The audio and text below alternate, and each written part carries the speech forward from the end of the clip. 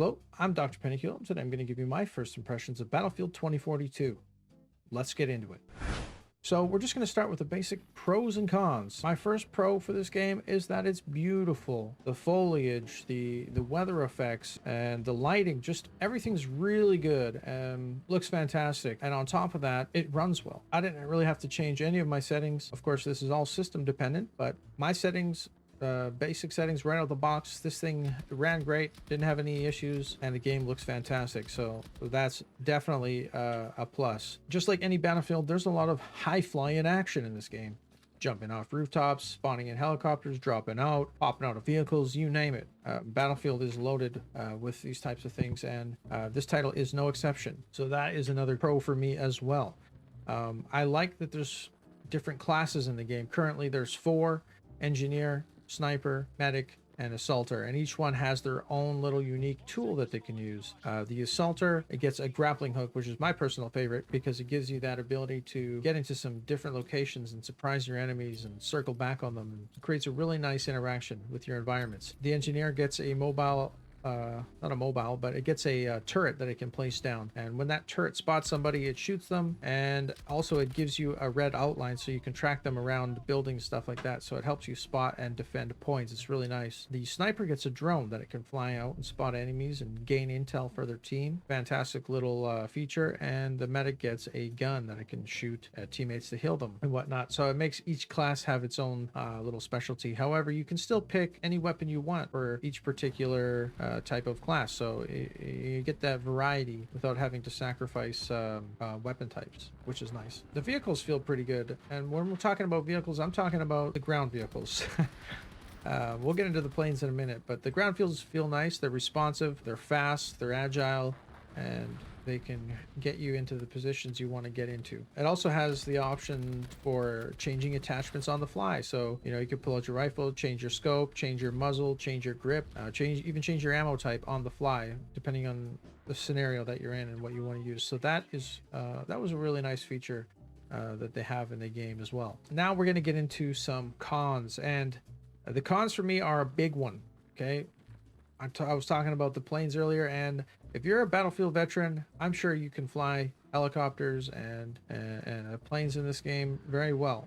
But for a new player like myself, or someone maybe that's used to flying mechanics from enlisted, I tell you, flying these helicopters went straight into the dirt for me every time. These planes are hard to control. For me, very hard to control. But if you know how to control these things, they are actually very powerful, very strong, and you don't have a lot of tools to take them out. If you hit them with a rocket, you're gonna have to hit them with multiple rockets. And if you hit them with a SAM missile, something that can actually target the plane and heat sink onto them, well, they can just throw out their flare, and your rockets will do nothing. So taking the helicopters out basically means you have to take them out with another helicopter.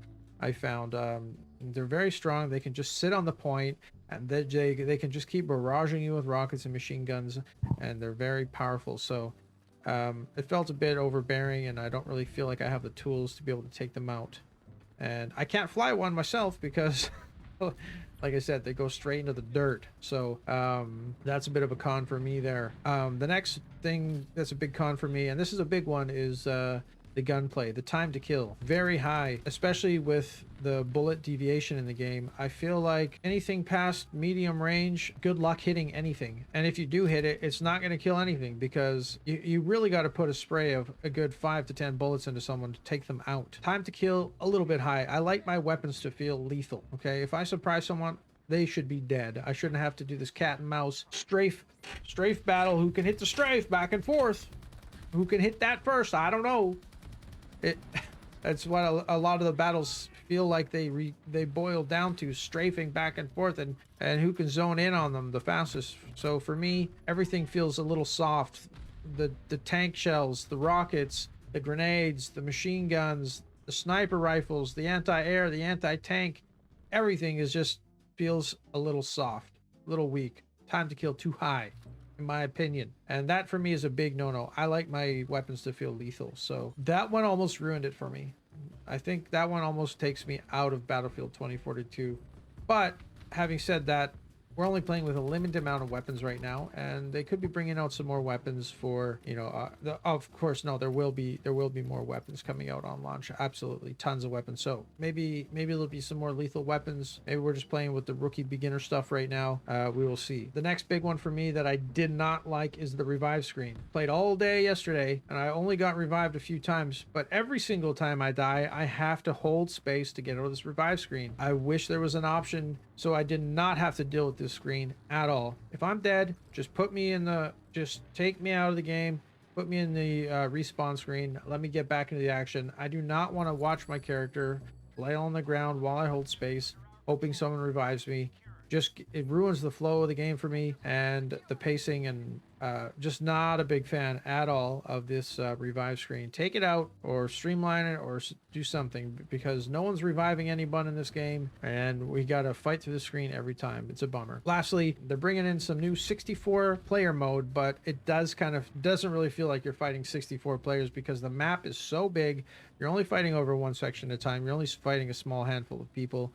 So there's not like a ton of people around you at one time. You're only fighting a handful of people. So it's a big map, lots going on, but you're not really fighting a lot of people. So I don't know if that's a good thing or a bad thing, but for me, the battle's supposed to feel big scale. It doesn't really feel like that intense. There's just a few guys running up here and there, fighting a few people on the point. So that's it. I'm not sure if that's a con or not, but kind of felt like it should be under the con category. Overall, to summarize this whole game, it's okay, right? Like, I was expecting some really new tech in this game, but it just feels like all the other Battlefields, to be honest, in most regards, with a few new features. So nothing really crazy going on here. I think the game is pretty good overall. I wish they make these weapons feel more lethal in the future.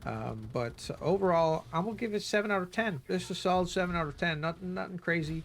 It's not bad. It's not blowing my mind. I'll leave it up to you guys to formulate your own opinion. What do you guys think? Let me know in the comments below. But for now, those are my first impressions of Battlefield 2042. Thanks for watching, guys, and we'll see you in the next video.